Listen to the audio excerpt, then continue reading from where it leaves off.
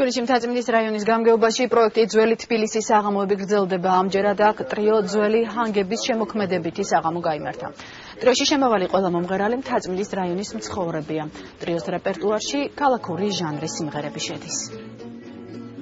ძველი თაობის მომღერლები და ხელოვანი ხალხი ყოველთვის უნდა იყვნენ ახალგაზრდობასთან ერთად.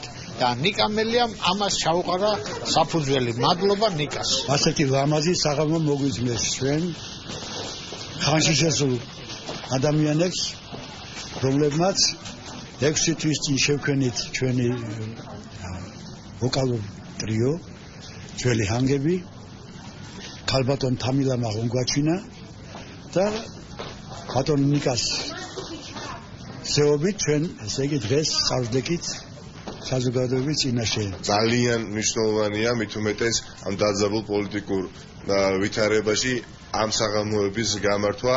სწორედ ვთვლით, რომ აი ეს საღამოები არის ის საღამოები, რომელიც უნდა იმართებოდეს და მეტი ყურადღება ჩვენი მხრიდან უნდა ექცეოდეს მსგავს ხალხს, რომელიც არის დაკავებული შემოქმედებით.